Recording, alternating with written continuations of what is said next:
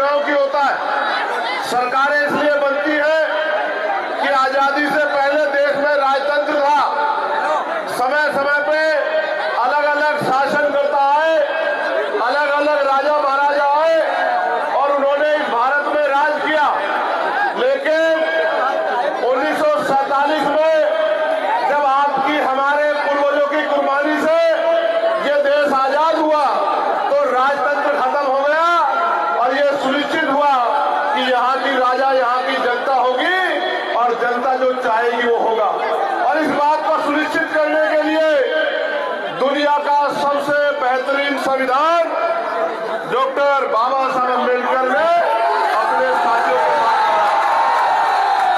साथियों ये संविधान देता है आजादी कि हर 5 साल में चुनाव होगा और 18 साल से ऊपर का व्यक्ति अपनी वोट का प्रयोग करेगा।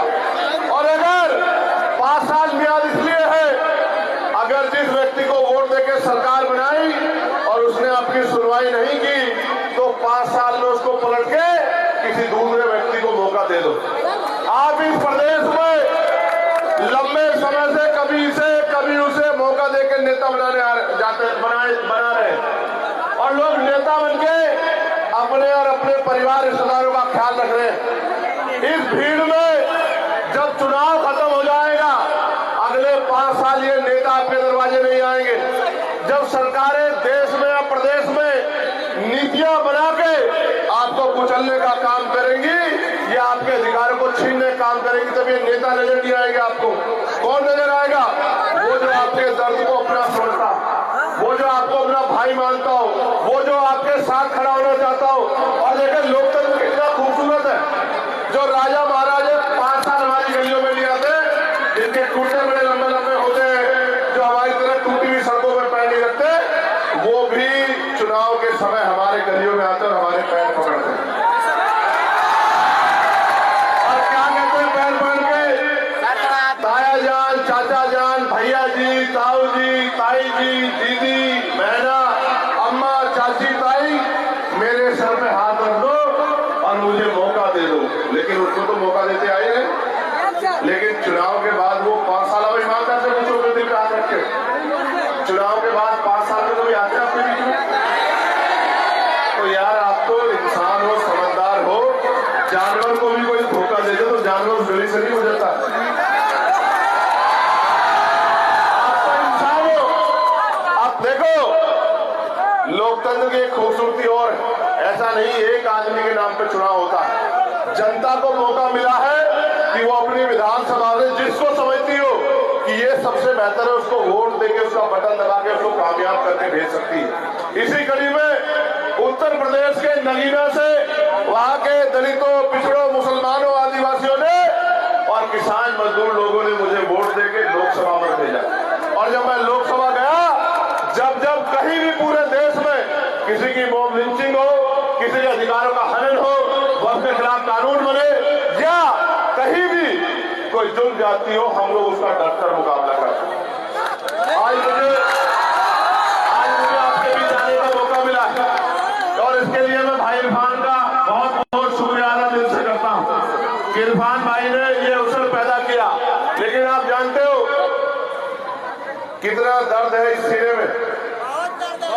आपको याद है जमा मस्जिद की वो सीढ़ियां, जब एनआरसी का आंदोलन चल रहा था, आपको याद है? आप लोग भूल गए हो बता?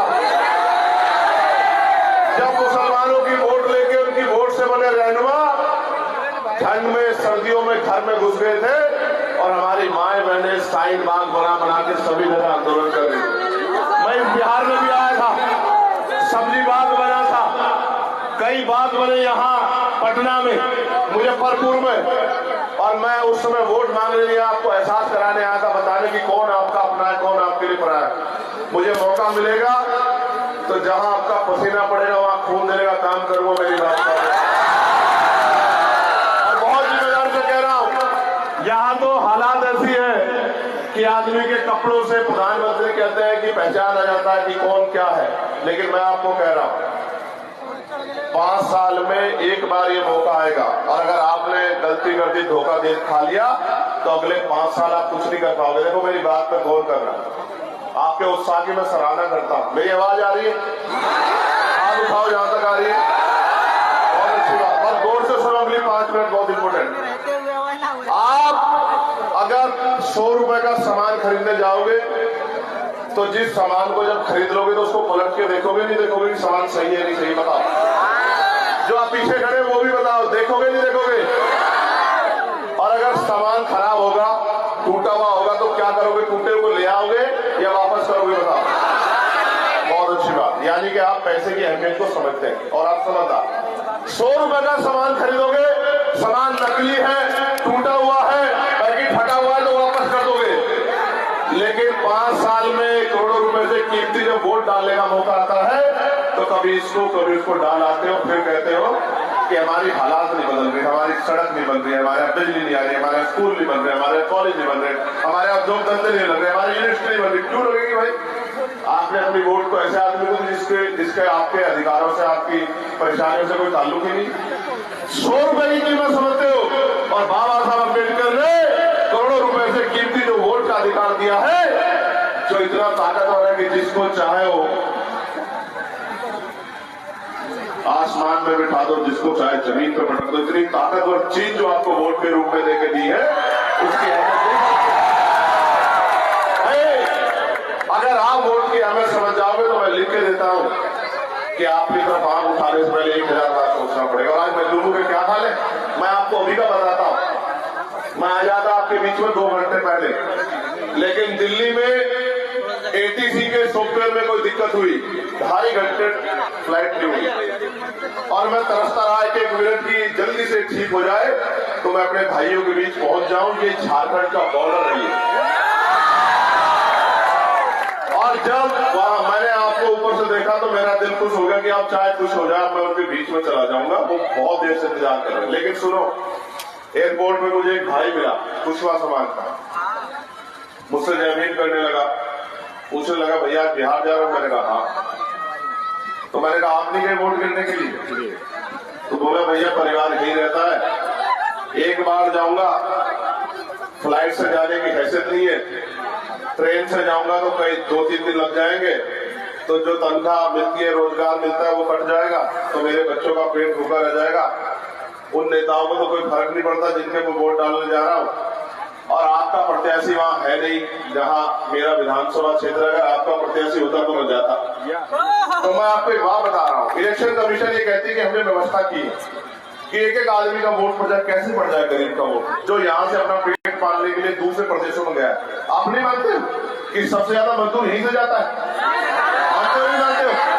और ये वही मजदूर है ना कोरोना काल में, जिसके लिए सरकार में जो वर्तमान में यहाँ एनडीए की और केंद्र में, उनके पास जब लॉकडाउन लगा कोरोना काल में, ना बस थी, ना ट्रेन था, ना रोटी थी, ना पानी था। यही सरकार है ना। जब आपकी बारी आती है तो इनके पास ना बस है, ना ट्रेन है, ना रोटी है, ना पानी, ना सर ढकने की जगह है। और जब इनका समय आता है, ये वो समय है कि नेता आपके पैरों में है। जब रिजल्ट आ जाएगा तो वो समय आएगा, आपको इनके काम के लिए इनके दरवाजों पे जाना पड़ेगा और इनके दरवाजे बंद हो जाएंगे। मैं आपसे कह रहा हूं, ये इरफान मेरा भाई,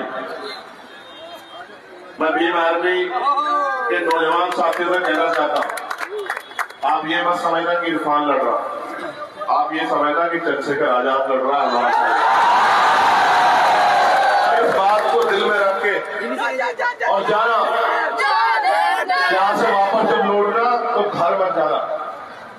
ये याद रखना कि जो जुर्म जाति अत्याचार और जो बेबसी, गरीबी, लाचारी में हम लोग जी रहे, इसको बदलने के लिए हमें मौका चाहिए। और लोकतंत्र में वो मौका चुनाव के रूप में आता है। हमने जितने जुर्म सहे, जो हमारे मन में पीड़ा, हमारी बात रखेगा कौन? हम लाखों लोग मिलकर विधानसभा में जाके नहीं रख सकते। कौन रखेगा? वो नुमाइंदा जिसको हम लोग भेजेंगे। और अगर हम अपनी वोट को, जैसा मैं आपसे कह रहा हूँ, बांटेंगे नहीं, जिम्मेदारी से वोट करके और अपना नुमाइंदा भेजेंगे, तो आपको रोज सुनने को मिलेगा कि विधानसभा में आपके क्षेत्र के अधिकारों के लिए कोई लड़ रहा। तो यहाँ से घर में जाना, हम 8 घंटे पेट पालने के लिए काम करते हैं, मगर कहा गया है बाबा साहब अम्बेडकर द्वारा कि आदमी भूखा रह सकता, अपमानित होकर नहीं रह सकता। तो अगले 3 दिन का समय आपके बाकी, 9 में जो साल खत्म हो जाएगा। आज 7 है, 9 में खत्म हो जाएगा। 8 और 2 दिन है। अगर सच में मुझसे प्यार करते हो तो हम रोजे भी रखते हैं, हम उपवास भी करते हैं, तो 2 दिन को इस तरह जियो कि ये 2 दिन आपसे कोई छीन ना पाए। घर घर जाकर मेहनत करो और चुनाव चिन्ह छीन लिया हमारा चुनाव चिन्ह छीन लिया यहाँ, और चुनाव चिन्ह छीन के हमें ये चुनाव चिन्ह दे दिया। लेकिन ये पता ये नहीं जानते हैं,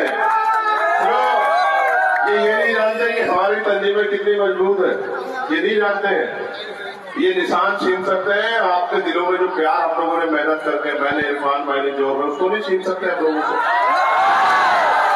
ये मोती की माला छाप जो है, ये इरफान भाई को पहना देना 11 तारीख में वोट के आधार पर, बटन दबा देना मोती छाप का। और ये जब बटन दबाओगे तो पता क्या होगा, ये अलादीन का चिराग बन जाएगा। 8 नंबर पर ये अलादीन का चिराग बन जाएगा। कैसे? इसको आपकी आशीर्वाद से इतनी ताकत मिलेगी कि जब जब आपकी तरफ कोई मुसीबत आएगी तो ये सीना तान के आपके आगे खड़ा हो जाएगा मेरी बात से। और जब आपके अधिकारों की बात आएगी तो ये अपने बच्चों को पीछे छोड़ देगा, आपके अधिकारों के लिए लड़ने काम करेगा। अगर इसके दिल में इच्छा न होती तो ये यहाँ आज आपको बुलाकर इतना बड़ा इंतजाम नहीं करता। मैं फिर आपसे कह रहा हूं, ये मौका जो आ गया है इसको जाने मत देना, बिल्कुल जाने मत देना। इस मौके को आप देखो किस तरह से चुनाव के बाद ये जो सेकुलर दल खुद को कहते हैं, आपके जीते हुए प्रत्याशियों को तोड़ के अपनी पार्टियों में मिलाने का काम करते हैं। आप देखो आपके सामने। और जब आपके लिए कोई नुमाइंदा लड़ने काम करता है तो उस पर आरोप लगाने का काम करते हैं। आप ये बताओ, अगर आप वोट को तकसीम भी करोगे, इरफान भाई जीत जाएगा, क्या इरफान आपको धोखा दे सकता है? बताओ, धोखा दे सकता है क्या इरफान के दरवाजों पर जाके आपको दरवाजा बजा के पीटना पड़ेगा क्या? तो मैं इसलिए आपसे कह रहा हूं, हमारा अलायंस इस बात के साथ खड़ा है कि इस बार बैलेंसिंग पावर हमारे हाथ में है, सत्ता की चाबी। नीतीश जी बहुत कम एमएलए होकर बन जाते हैं ना मुख्यमंत्री, उनसे ज्यादा एमएलए पार्टी होती है ना। लेकिन इस बार समीकरण ऐसी है, एक फेज का वोट पड़ गया कि बैलेंसिंग पावर इस अलायंस के हाथ में रहेगी। और फिर जब अलायंस के हाथ में रहेगी तो इस बार उनको मौका मिलेगा जिनका 18-20% वोट होके न डिप्टी चीफ मिनिस्टर बनता है, न चीफ मिनिस्टर बनता है। इसलिए आपको कह रहा हूं, लेकिन उससे पहले आपको अपनी संख्या तो बनानी पड़ेगी, नहीं बनानी पड़ेगी? और बनाओगे नहीं बनाओगे, ये बताओ। जो मिलता रहा उसी में खुश हो गया। देखो एक कहावत है, अजमाए हुए को अजमाओगे तो वही मिलेगा जो मिलता है। आप बताओ, उसमें खुश हो गए जो मिल रहा है? दोनों हाथ उठा के बताओ, खुश हो गए? तो नहीं हो तो फिर कुछ बदलाव करना पड़ेगा ना। आप किसी को लाठी नहीं चला सकते, कानून अपराध है, किसी को बुरा नहीं कह सकते, लेकिन अपनी वोट का प्रयोग तो कर सकते हो।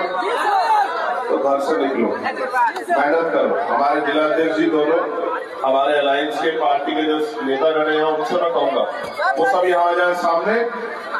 आप ये मत सोचो कि इरफान भाई को ज्यादा मेहनत करनी, आपको ज्यादा मेहनत करनी, क्योंकि जीत का सहरा आपके सर सजेगा।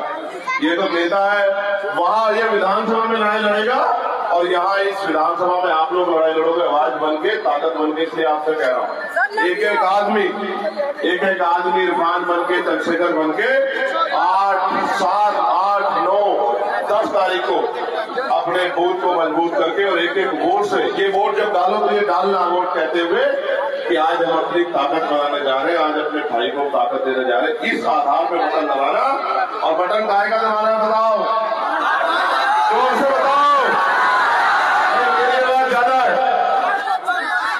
मेरी आवाज ज्यादा है। बताओ कौन सा बटन है, कौन से नंबर पे है?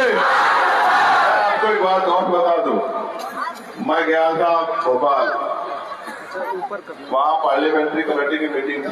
वहां से रात आज सुबह आपके यहाँ 2 दिन यही रहूंगा, बिहार में प्रचार करूंगा। लेकिन एक बात आपसे कह रहा हूँ, आपका मेरा वोट का रिश्ता नहीं, दर्द का रिश्ता है। जब कहीं अन्याय होता है, चाहे वो झारखंड में हो या बिहार में या राजस्थान में, मध्य प्रदेश में नजीक का मामला हो, पहलू का मामला हो, अखलाक का मामला हो, या दिल्ली में गुरु घर रविदास जी का तोड़ा गया, कोई भी ऐसा मामला हो, हमारी पार्टी, हमारा संगठन, हमारे नेता किसी के आदेश की इंतजार नहीं करते। हम अपने भाइयों की लड़ाई लड़ना जानते हैं, उनके साथ खड़ा होना जानते हैं, हम अपना काम करते हैं ईमानदारी। इसलिए आपसे अपील करने आया, ये आप मुझे जब याद करोगे मैं आपके बीच में रहूंगा, लेकिन आज मैं आपको याद करने आया कि भाई आज आप हमारी मदद करा दो। कराओगे नहीं कराओगे बताओ? कौन हाथ उठा के बताओ? एक पीछे वाले नहीं उठा रहे हैं। नाराज हो इरफान से? ज्यादा देर इंतजार करना पड़ा है। देखो आज आप इंतजार कर रहे हो, समय खर्च कर रहे हो, इससे शक्ति बन गई, कमजोर नहीं हो रहे आप लोग। जब आपका आपका आदमी एमएलए बन के विधानसभा में जाएगा तो आपके क्षेत्रों में काम कराने का अधिकार उसके पास आएगा। थाने कचहरी में आपकी सुनवाई होगी और आपकी तरफ जुल्म नहीं कोई कर पाएगा। आपके लिए पॉलिसी बनेगी। आप ये बताओ, सड़क कौन बना सकता है? जोर से बताओ। आप तो नहीं बना सकते ना, सरकारें बनाती है ना। हॉस्पिटल कौन बनाता है? अस्पताल कौन बनाता है? मेडिकल कॉलेज कौन बनाता है? कॉलेज कौन बनाता है? यूनिवर्सिटियां कौन बनाता है? नौकरियां कौन देता है? महंगाई पे लगाम कौन लगाता है? आप क्या हो?